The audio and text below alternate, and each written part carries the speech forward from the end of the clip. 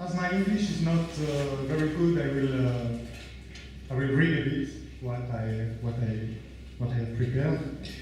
I think I can begin like that. There are different ways of articulating philosophy and mathematics. One could take mathematics as an object of philosophical consideration. Conversely, one can use math to formulate or to solve philosophical problems. Today, I would like to illustrate another way of articulating mathematics and philosophy, which is a bit historical one. There are times where mathematics and metaphysics, each considered separately, bring forward arguments whose structure presents striking similarities. The conceptual distance between the two lines that you have here are not always the same. There are times where the disciplines are closer than another. These conceptual proximities can, of course, remain unnoticed, but they also can be detected and discussed. They sometimes gave rise to some kind of crystallization. I will speak today of a case where the contact between metaphysics and mathematics have been noticed. In 1899, the American philosopher Joshua Royce used Dedekind to defend Hegel's view of the absolute. And he used Hegel's theory as a way of delivering the true meaning of Dedekind's definition of the infinite. And so I just would like to sketch this story today. So let me first give some reminders about Dedekind's construction of the infinite set. As you know, Dedekind tries in Salem to give an axiomatic characterization of the set of natural numbers. What is important here is not this aspect, but it is how Dedekind characterized infinite set. Let S be a set, let Phi be a transformation, a mapping, which associates any x of S to an element Phi x of S, which is called the Phi image of X. A mapping Phi from S to S is called by Dedekind similar or distinct, if only if it is one-to-one. And Dedekind extends the notion of similarity to the set itself. If Phi is similar and goes from S to S, then S and Phi S are said to be similar, that is bijective. Now, the set S is Dedekind infinite if there is a similar mapping Phi from S to S, such that there is a term belonging to S that does not belong to Phi S. In other words, a set S is Dedekind infinite if only if one has a bijective map between S and the proper part of S. So maybe it's better if I show you some picture. You have a system S, a set, okay, and you have a mapping, which is the arrow, Phi, and you have an element A, okay, which does not belong to the Phi image of S, and the mapping is similar. That is, for the non-mathematician, is faithful. Okay, he mapped perfectly the set S. You can say. So if I just, in order to make you understand, I will put the Phi image of S, which is represented on S as a part of S. I will try to put it outside S. So you have S and the image of S now. Okay? You have the object and you have its image. On one side you have the object, on the other side you have the representation of the object. And the representation is exactly similar. Okay? It is bijective. So if you have that, and if A, the little thing A, does not belong to phi de S, to the representation, then you can say that S is infinite. This is the Dedekind definition, okay? And in order to understand what is going on, you could have on phi S a new image within phi S, within the representation of S. You could have a new image of phi de F, of phi S, and then you have a kind of nested structure which goes on and on to the infinity. Okay? So what is important here, what is very important, is that you have a very good representation, very exact representation, but which is at the same time a part of the object represented. Okay? This is the key idea of the definition of the infinite set. And you know that already. Okay, it's a smiling code. In the smiling code, you have a part here, okay, which is a representation, which is supposed to be exact, of the object. And you have the mapping here is a yellow arrow. And you can see that I put the image here outside the object in order to make you understand what is going on. And you have exactly the same structure, because here in the image you have a representation which is of the representation of the initial object. Okay? So this is the idea of the notion of Dedekind infinite. Okay? You have what is very important is the idea that you have a faithful, exact representation, but that the representation is made on the object, is a part of the object, and it is exact. Just a comment about Dedekind word for mapping. In German, it's Abbildung. Uriah Sinasser, the French translator of Dedekind, translates the word Abbildung by the French word représentation, representation in English. And the reason she has to do that is because she doesn't want to separate the notion, the mathematical notion of mapping with the discussion, the philosophical discussion about the notion of representation. Abbildung in German can be used, has been used by philosophers to speak about representation. And the notion of similar representation is, translates the word English of distinct.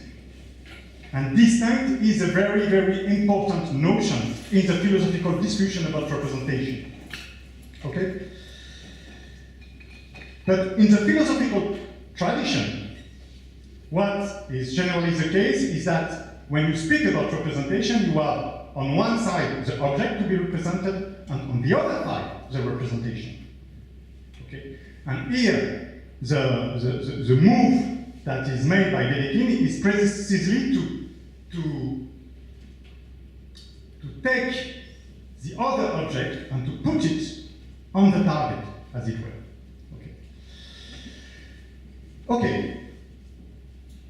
Now, one question for Dedekind. He has a definition of the Dedekind infinite set, of the infinite set, and Dedekind has attempted afterwards, after having elaborated his definition, to prove the existence of such a set. It is in his famous section 66. So you have the text here. Dedekind attempts to prove the existence of such a set. And he says,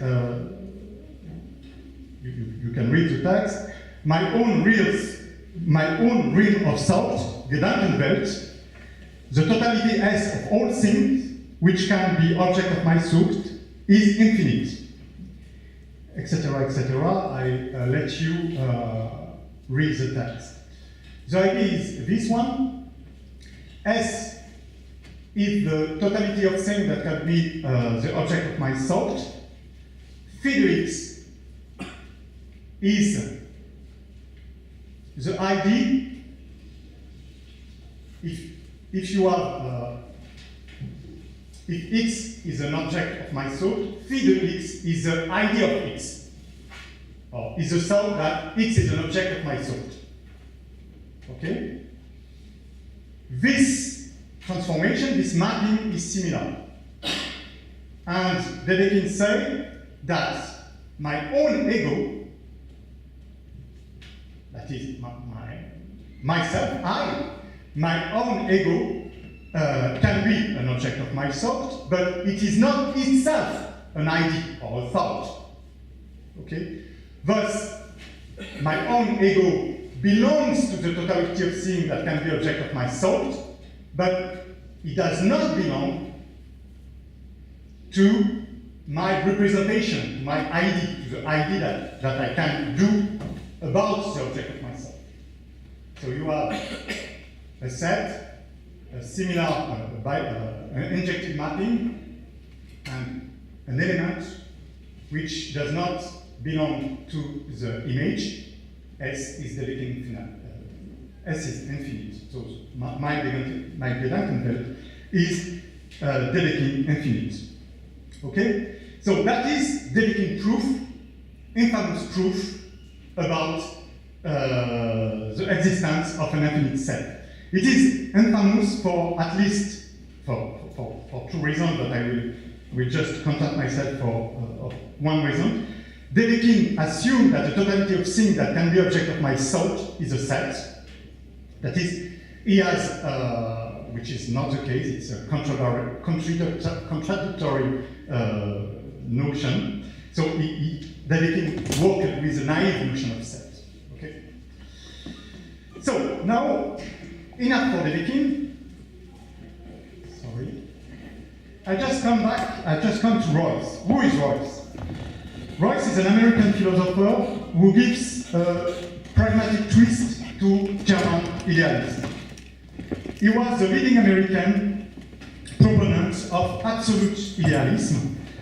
That is the metaphysical view that all aspects of reality, including those we experience as disconnected or contradictory, are ultimately unified in the thought of a single all-encompassing consciousness. So he was very far away from that. He's a pure metaphysician. But in the Appendix of The World and the Individual, published in 1899, Royce developed a lengthy and detailed critique of Bradley, another idealist, a critique which is where he focused on Dedekind Salon, where he speaks in quite important detail about Dedekind's construction of the infinite. The dispute concern essentially the status of mathematical reasoning. Okay? Bradley said that absolute idealism is intelligible only if the mathematical mode of reasoning is abandoned. Okay? Mathematicians cannot understand idealism, the absolute. Russell, who fights against Bradley, maintained that mathematics is intelligible only if absolute idealism is rejected. Okay, that is, yes, Bradley, indeed, absolute idealism is intelligible only if mathematical mode of reasoning is abandoned. That means absolute idealism is unintelligible. Royce adopts an intermediate stance. Absolute idealism is intelligible for Royce, and its main concept can be formulated only by resorting to mathematics and to Dedekind mathematics. I can give you the text here. At the end, you can see the metaphysics of the future will take fresh account of mathematical research. This is by opposition to Bradley. So Royce's key idea is that there is a tight connection between the structure of the number series and the structure of Hegel's absolute self. According to Royce, this connection between a Dedekind infinite set and the self is the point of Dedekind section 66. So, before explaining this, let me make two remarks. So this is a text, I come back to that after all. First, a terminological point. Rawls calls self-representative, for Rawls, a self-representative set is what I have called a Dedekind infinite set. Not that in a certain way, Rawls' terminological choice is more faithful to Dedekind words than the translation of Abbildung by transformation, okay? It's representation for Dedekind, as in the French translation. Second, I think that you know, in fact, Rawls already, because I think that most of you knows Borges. And Borges used Rawls' text, especially this one. This is an extract of Rawls, where Borges, an extract of Borges, where Borges quotes Rawls. And Rawls understands the construction of Dedekind, okay? They give illustration, a beautiful illustration of Dedekind construction, the map of England made on the territory of England. But this is, he understood Dedekind. Now, to understand the connection between Dedekind and Hegel, or Fichte, Rawls speaks about indifferently about Hegel and Fichte, one has to grasp which part of Hegel's and Fichte's philosophy is targeted by Rawls. Now, the problem is that Rawls does not give any precise reference to Hegel's or Fichte's passage, as if the idea was so obvious that explaining were unnecessary. And I think he's right, in a way. It is in fact, Rawls in fact targets a central tenet of Hegel's and Fichte's system, which is present everywhere. For convenience, I will focus here on Hegel, but I think that I can focus on some Fichte, on some text about on Fichte as well. So let me quote one of the most important passages of one of the most important book of Hegel, the Phenomenology, okay, of mind. This is the preface. Hegel says, in my view, a view which the developed exposition of the system itself can no longer justify, everything depends on grasping and expressing the ultimate truth, not as substance, but as subject as well. What does it mean? In fact, Hegel contrasts his view from Spinoza and from Kant. For Spinoza, the ultimate truth is the substance, the object. The thought must try to reach the substance, regarded as something independent and separated from it. On the contrary, in Kant, the substance is a mere category of the thought. This is the thought itself, so to speak, that constitutes experience and then the substance. For Hegel, Kant's Copernican revolution is a step towards a good direction. But Kant's thought is still trapped in a dualist opposition between thought and reality, representation and object, subject and substance. One should go a step further, according to Hegel, and claim that the absolute is both a substance and a subject. In other words, that the division of the subject and the object is something that proceeds from the fact that the absolute divides itself in two elements, that it sets itself outside itself, and recovers its unity, its lost unity, through a knowing process. This is the kind of phraseology that you have everywhere in Hegel, for instance. So this is what I said. For example, here, I can read it. The living substance is that being which is truly subject, or what is the same thing is truly realized and actual solely in the process of positing itself, or in mediating with its own self its transition from other state or position to the opposite. So, I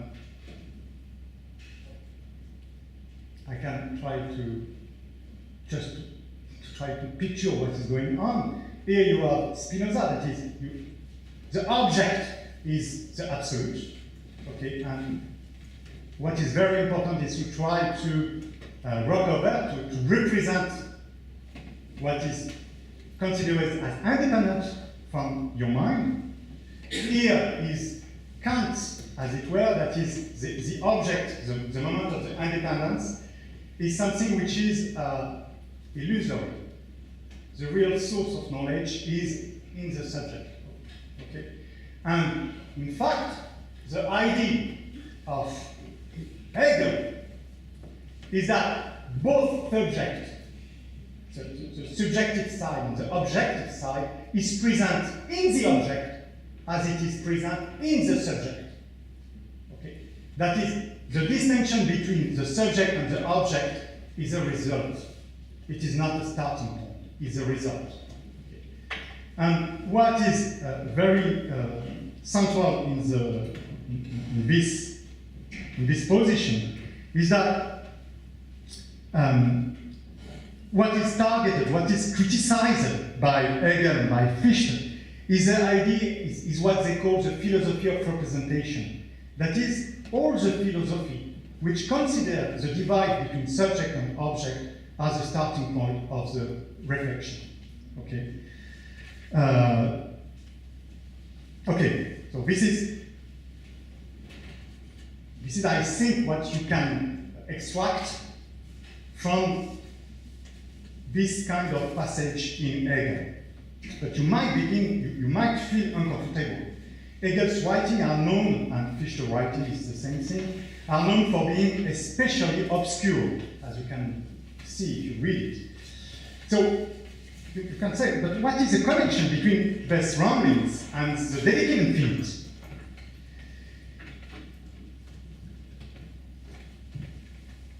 Hegel, I think, for Royce, Hegel's crucial insight, which is captured by Dedekind definition, is that there is no longer a gap between, there could be no, Hegel's crucial insight is that you can think about a representation without having to separate the object, the target object, and the representation. You can understand the representation as a part of the object. And the object is both what is represented by the representation and the object with the representation. That is, the object is the image of S and S itself. What seemed to be a non-differentiated substance S reveals itself to have as one of its parts a representation of itself, figure S, or to be an object for a subject. And conversely, the analysis of the object reveals that it is generated by the subject, which opposes itself to itself. So, in brief, I think that Royce's reasoning is the following one. S is the substantial moment, the original unity. Okay? Phi is the subjective moment, the moment of the difference in Hegel's terminology. The moment where one can distinguish between the object and its Phi image. In section 66, between the object and the idea of the object. And S Phi is the totalization, that is the stage where one realizes that the image is part of the original unity, and where the unity is no longer undifferentiated. That is, this is the infinite self. So, according to Royce, the formal structure of the Dedekind infinite is the formal structure of the Hegelian absolute. And from this perspective, Dedekind section 66 is not an incongruity. On the contrary, it encapsulates the conceptual roots of the notion of self-representation. As Royce says, the number series is a purely abstract image, a bare, dry skeleton, as it were, of the relational system that must characterize an ideally complete self. So to recap, in Roy's reading, there is a strong continuity between the philosophical discussion about the concept of representation in philosophy and Dedekind construction.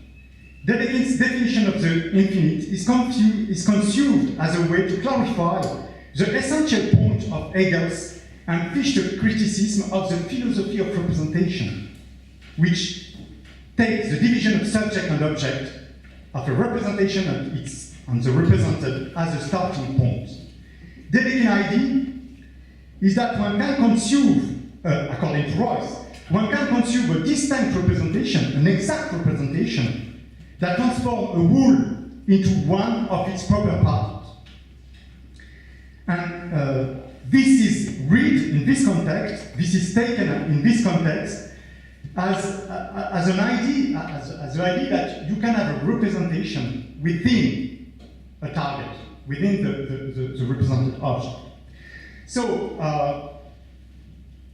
I had initially the project of evaluating this reading of Dedekind, but in fact I won't. Okay. I wrote a paper on this kind of thing, and I tried in my paper to defend a bit the reading that Royce has made of Dedekind. Okay. Of course, it's in a certain way, Royce's reading of Dedekind is completely crazy. But I try to defend it a bit. Speaking with, discussing with Uriah Sinasser, convinced me that no, I cannot even try to defend, I think, that Royce is not completely wrong in his reading of Dedekind. The important point is that, so I will skip that. The important point is that I don't care. I don't care if Royce's reading of Dedekind is historically accurate. I think it's not accurate. But what is interesting in Royce's reading of Dedekind is that he uses mathematics to read philosophy, and he used philosopher to read some kind of mathematics. In doing that, he doesn't want to make a historical work. But I think that doing this is quite interesting. In fact, doing this when we understand that Royce has understood Dedekind's definition, he has understood Hegel's conception, or some aspect of Hegel's conception, and I think that this reading, this kind of interaction, is something that is quite interesting, as it is, and in fact, it's enough for me. I think the interpretation is quite beautiful, it's quite interesting, and even if it's not accurate historically, it's worth this talk.